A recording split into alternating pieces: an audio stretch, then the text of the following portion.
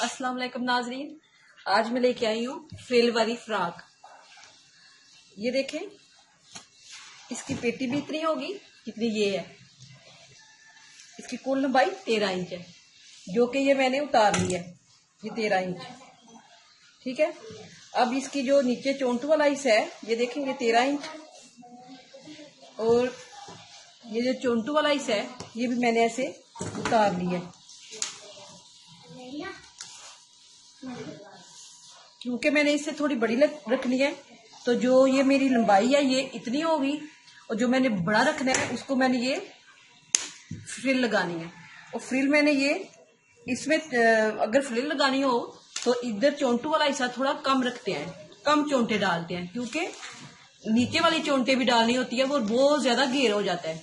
अगर इसमें ज्यादा चोंटे डालेंगे तो नीचे बहुत ज्यादा हो जाएगी। इसलिए इसके लिए मैंने बस नॉर्मल सा घेर निकाला है।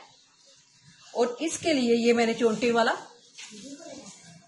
ये मेरे पास 3 पीस है, और इनको मैं आधा इसके साथ लगाऊंगी और आधा इसके साथ। तो 1.5 पीस में आगे पीछे लगाऊंगी, और इसका तरीका मैं सिलाई के वक्त बताती हूँ।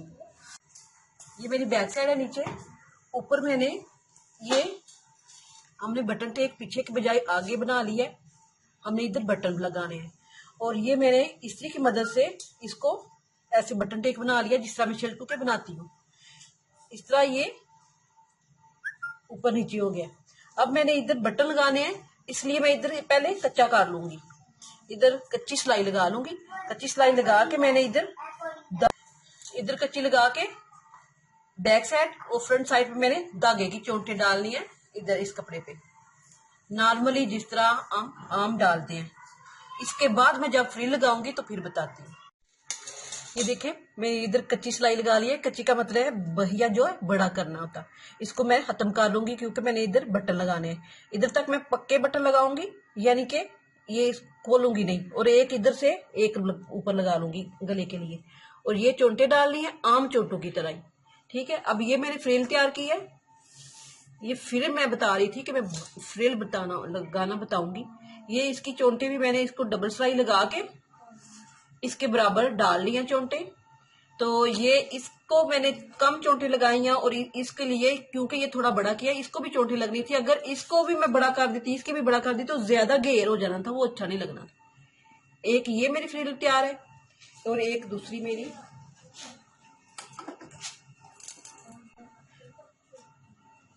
तैयार है। अब मैंने इसको, ये फ्रंट साइड है, इसको मैं ऐसे पकड़ लूंगी और इधर मैं फ्रिल लगा लूंगी। बैक साइड पे भी लगाऊंगी और फ्रंट साइड पे भी। ये फ्रिल है मेरी, और इसको मैंने ये जो 2 सिलाइयां लगाई हुई हैं उनके दरमियान में ये सिलाई लगाऊंगी, ताकि मेरी चोट अच्छे तरीके से आए।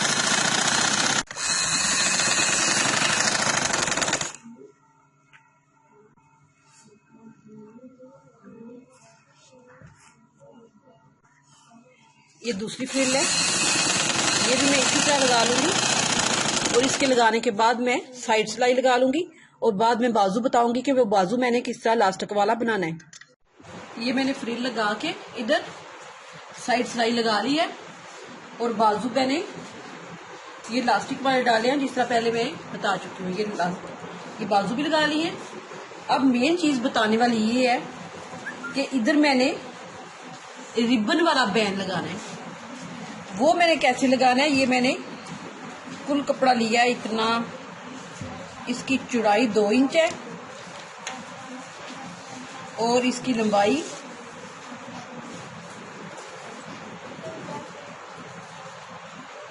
39 इंच है, ठीक है।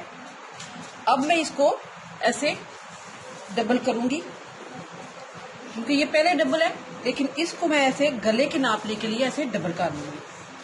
ये हो गया। अब मैं गले को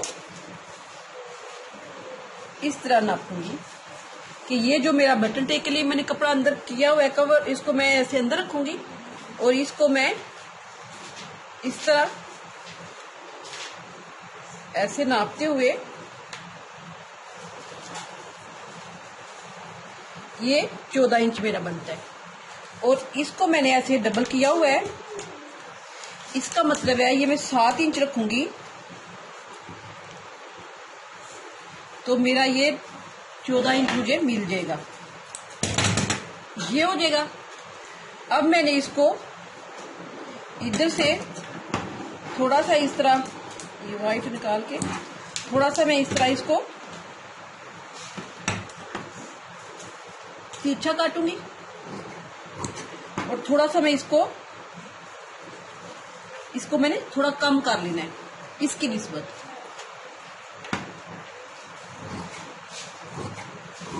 जिधर तक मैंने कट लगाया है उधर तक मैं ये इस तरह तिरछा काट लूंगी, क्योंकि मेरी इधर सिलाई भी आनी है। तो ये मुझे सिर्फ तैयार 1 इंच या 1.25 इंच मुझे चाहिए। ये 1.25 इंच है, ठीक है। अब मैंने इसको, ये मेरा बैन इधर सिलाई मेरी आ जाएगी दोनों तरफ और ये मुझे तैयार 2 इंच मिल जाएगा, ठीक है। ये मेरा ऊपर बैन आएगा और ये आगे से रिबन होगा।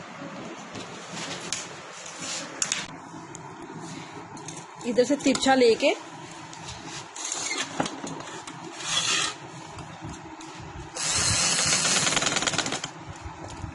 ऐसे, और जिधर मैंने इधर कट लगाया ये वाला, इधर तक मैं सिलाई लगा लूंगी।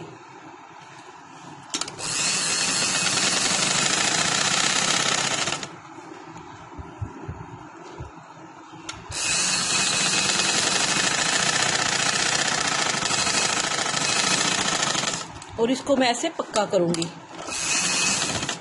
इसी तरह मैं इसको इतना छोड़ के इधर से सिलाई लगा लूंगी। इधर से भी मैं ऐसे कॉर्नर से शुरू करूंगी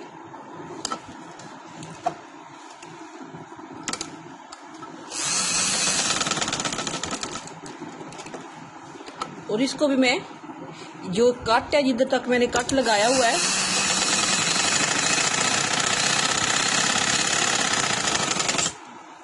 ये कट तक मैं इधर से ऐसे पक्का कर लूंगी।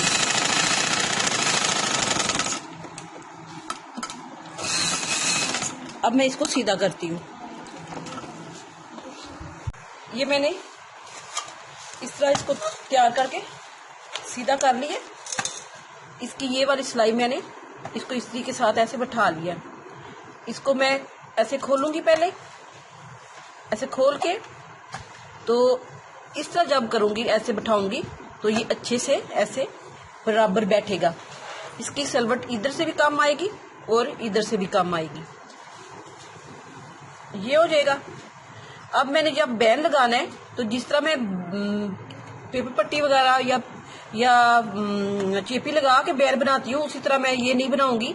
ये होगा उसी तरह बनाऊंगी मैं, उसी तरह, लेकिन इसके अंदर कोई पेपर पट्टी, कोई चेपी वगैरह नहीं है। ये बराबर हो गया। अब मैं इसको एक साइड से शुरू करके इधर से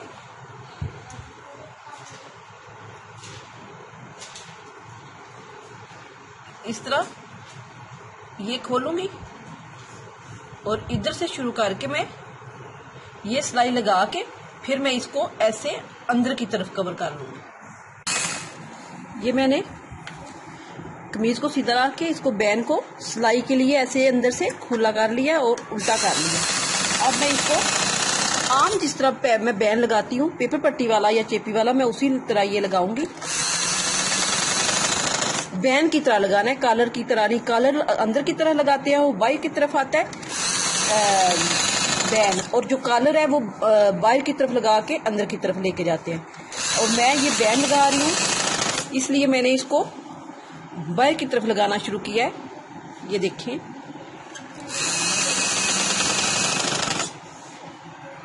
ये मेरा बिल्कुल परफेक्ट, जिधर तक मैंने इसका ये देखिए नाप लिया है, उसी तरह ये मेरी सिलाई आई है। और सिलाई मैंने बिल्कुल ये देखें खोल के इसको इसके बराबर लगानी है ऐसे।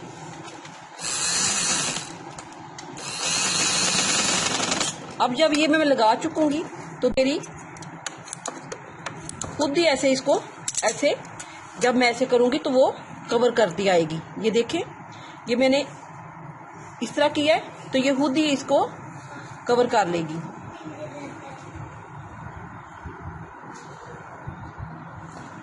इधर वाली सिलाई लगा ली है, लगा के ये मैंने इधर बिल्कुल ज्वाइंट बटन लगा दिए हैं, ये खुलेंगे नहीं।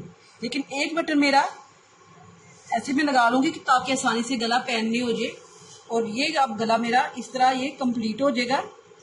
इसको मैं कह रही थी कि रिबन वाला बैंड, इसमें कोई पेपर पट्टी वगैरह नहीं है, ये पहनते हुए ज्यादा अच्छा लगेगा और सिलाई में भी कोई मुश्किल नहीं है। और ये देखिए मेरी फाइनल फ्रॉक हो गई है, बिल्कुल रेडीमेड की तरह लुक नजर आ रही है आपको। देखेंगे ये बाजू है। ये अब अगले मौसम के लिए आप ये जरूर ट्राई करें। आपको पसंद आए तो लाइक करें, शेयर करें, सब्सक्राइब करना ना भूलें। अल्लाह हाफिज।